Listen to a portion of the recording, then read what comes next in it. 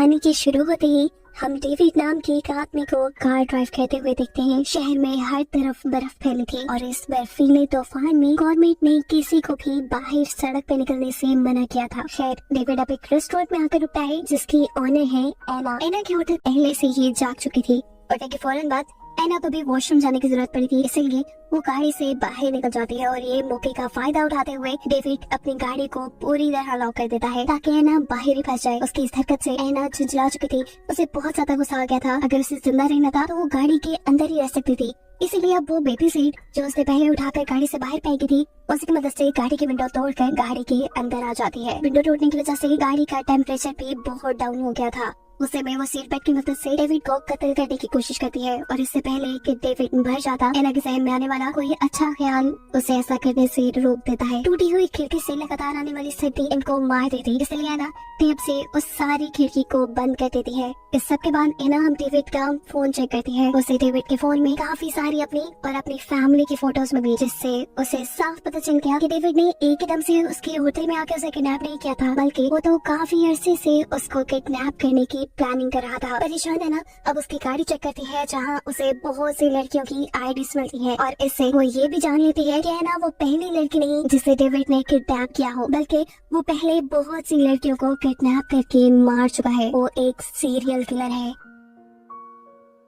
झुंझला कर एना डेविड से सवाल करती है, तुम इतनी सारी लड़कियों को कैसे मारते हो? आज तक कितनी लड़कियों को मारा है? जवाब में डेविड कहता है, याद नहीं क्या वो एना को अपनी पहली किलिंग की स्टोरी सुनाना शुरू करता है। सबसे पहली लड़की को बेवकूफ बनाकर मारने के लिए उसने पूरी प्लानिंग की थी। उसने अपना हुलिया शरीफ बना लिया, अपने हाथ में एक अंगूठी पहन ली जिससे वो मैरिड लगे और अपनी गाड़ी के बैक साइड पे एक बच्चों वाली सीट रख ली जिससे ये फील हो कि वो एक फैमिली वाला है और ऐसे किसी काम में इन्वॉल्व नहीं हो सकता। घंटों से कोई गाड़ी चलाने के बाद उसे एक लड़की मिली जिसे लिफ्ट चाहिए थी। डेविड बताता है, मैंने उसे गाड़ी में बिठा लिया। पहले तो सब नॉर्मल चल रहा था, वो मेरे से फ्रैंक हो चुकी थी, लेकिन आहिस्ता आहिस्ता फिर मेरी बात है उसे डराने लगी। वो पुलिस को कॉल ही करने वाली थी, लेकिन उससे पहले ही मैंने उसे पकड़कर चाकू से मार डाला। डेविड बताता है, वो मेरा पहला मर्डर था और उसके बाद मैंने अनगिनत मर्डर किए, जिनमें से कुछ तो अभी तक मुझे याद भी नहीं। उसकी बात एना को डरा रही थी, इसलिए एना उसके मुंह पर टेप लगा देती है। डेविड सो जाता है और एना भी यहाँ सोने की कोशिश करती है, लेकिन अचानक से उनकी कार के ऊपर कोई हमला कर देता है। ऐसा लग रहा था कि कोई जंगली जानवर है, लेकिन जब वो क्रिएचर उनकी कार के फ्रंट मिरर पे हाथ मारती है तब जाकर इन्हें पता चलता है कि वो क्रिएचर कोई इंसान है या इंसान जैसी है। इससे पहले कि क्रिएचर इनकी गाड़ी तोड़कर इन्हें मार देता, एना जल्दी से कार स्टार्ट करती है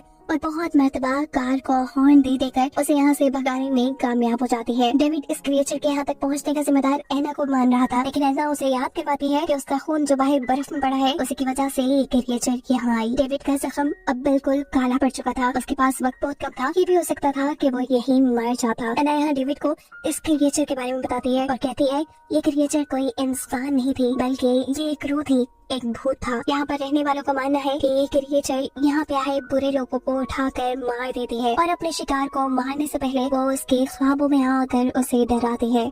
ये सुनकर अब डेविड पूरी तरह डर चुका था, क्योंकि उसे भी हाथ में कई मरतबा एक क्रिएचर नजर आई थी। उनकी इन्हीं बातों के दौरान उनकी कार की बैटरी भी खत्म हो जाती है, जिससे हीटर बंद हो जाता है।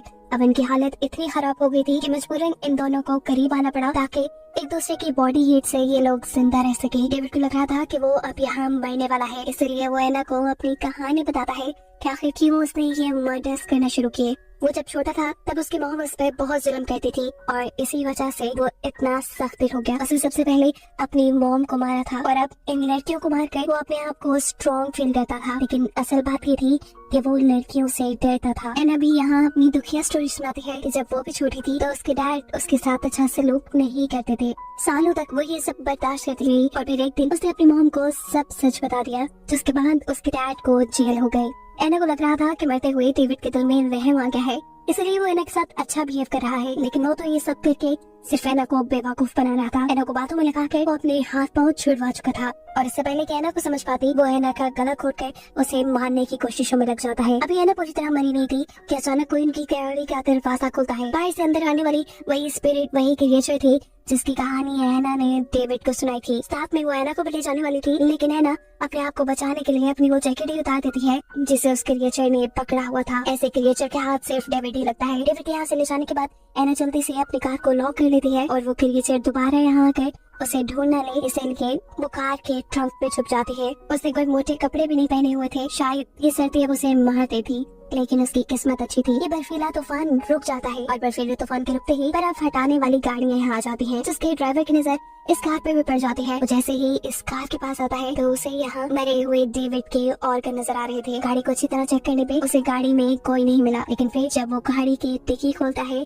तो वहाँ एना थी। सर्दी की वजह से उसकी हालत काफी खराब थी, लेकिन अभी भी वो जिंदा थी, जिसे अब रेस्क्यू कर लिया जाएगा।